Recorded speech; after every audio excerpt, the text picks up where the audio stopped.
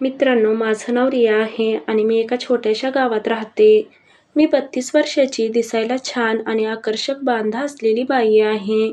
खेड्यात लवकर लग्न होतात, त्यामुळे माझ्या लग्नाला 4 वर्ष झाली, तरी माझ्या रूपावर जवानीची छाप दिसू लागली होती.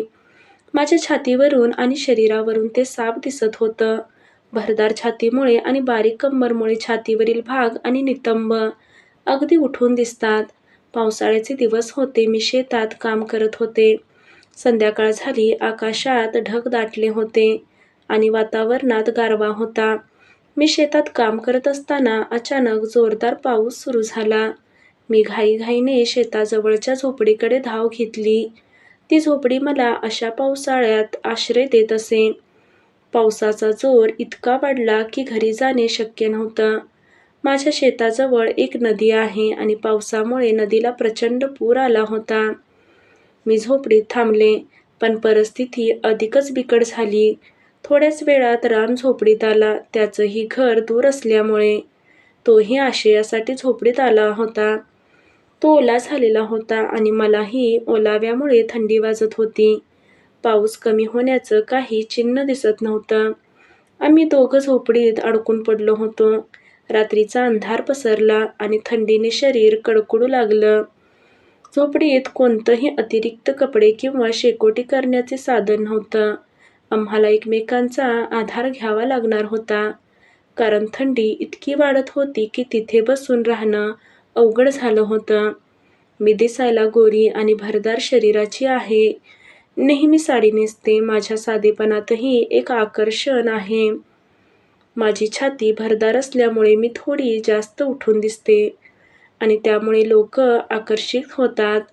पण मला ते कधीच त्रासदायक वाटलं नाही, कारण मी स्वतःला जसं आहे तसंच स्वीकारलं आहे. साडी माझी आवडती आहे आणि त्यात मी नेहमी आत्मविश्वासाने वावरते. त्या दिवशी मी काळ्या रंगाची साडी नेसली होती. साडी खूप साधी आणि पातळ होती, पण तिच्या रंगामुळे ती आकर्षक वाटत होती.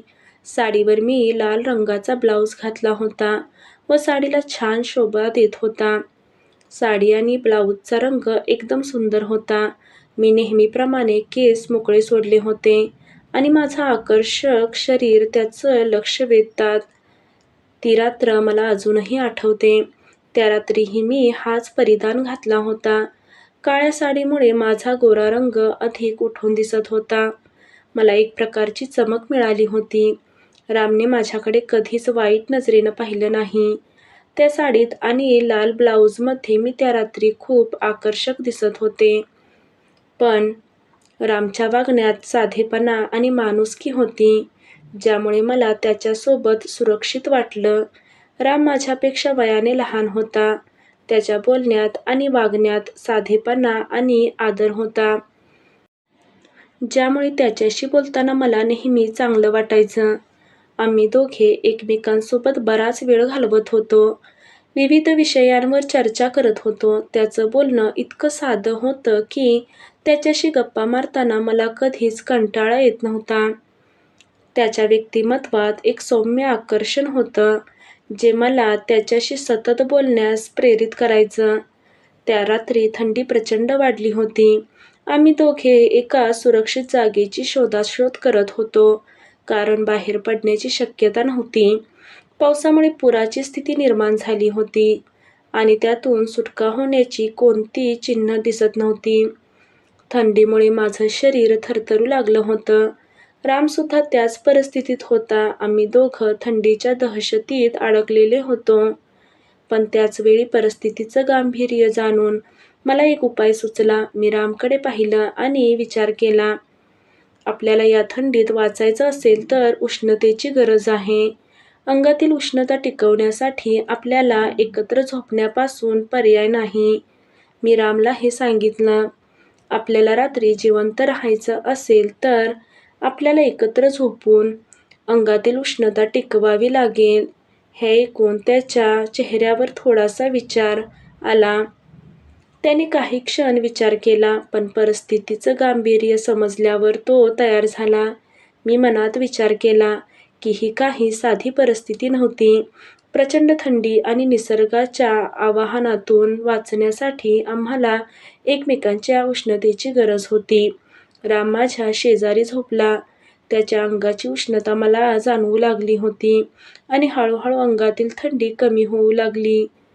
आम्ही जवळ येत गेलो आणि उष्णतेमुळे आमच्या शरीरावरचा थंडीचा ताप कमी होऊ लागला. ती रात्र फार कठीण होती, पण आम्हाला त्यातून थोडासा आराम मिळत होता. सुरुवातीला आम्ही एकमेकांजवळ फक्त उष्णता टिकवण्यासाठी होतो, पण नंतर हळूहळू परिस्थिती बदलू लागली. रामचा हात हळूच माझ्या पाठीवर फिरू लागला आणि त्याचा स्पर्श मला सुखद वाटू लागला. त्या स्पर्शात एक वेगळीच ऊब होती, जी फक्त शरीराची नव्हती तर भावनांची होती. मी सुद्धा त्याच्याजवळ गेले आणि तो मला अधिक जवळ घेऊन झोपला आणि आमचा आतबाहेरचा प्रवास सुरू झाला. नंतर आम्ही शांत झालो.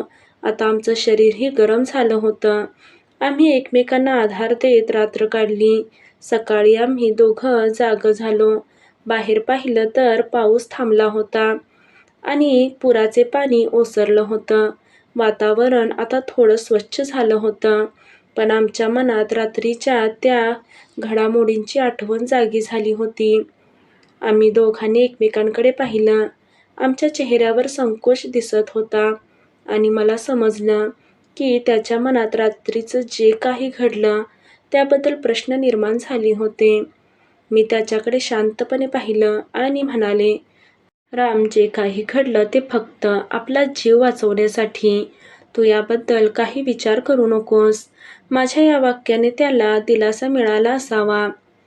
त्याने माझं म्हणणं मान्य केलं आणि तोही हळूहळू ती गोष्ट विसरण्याचा प्रयत्न करू लागला. त्या दिवशी आम्ही दोघं निशब्द होतो. एकमेकांशी फारसं बोललो नाही, पण मनात एकमेकांच्या भावनांचा आदर होता. जे झालं ते व्हायला नको होतं, पण जे काही घडलं ते परिस्थितीमुळे घडलं होतं. पण त्या क्षणी काही दिवस मनात राहिला. अशा पद्धतीने आम्ही जीव वाचवला होता. ती रात्र खूप कठीण होती. थंडी आणि पुरामुळे परिस्थिती आणखी कठीण झाली होती. अंगातील उष्णता टिकवण्यासाठी आम्हाला एकमेकांच्या जवळ झोपावं लागलं. तर मित्रांनो, प्रत्येकाच्या भावना या वाईट नसतात. मनात काहीच नसतानाही कधीकधी अशा गोष्टींना सामोरं जावं लागतं. कधीकधी माणसाला प्रकृतीसमोर झुकावं लागतं.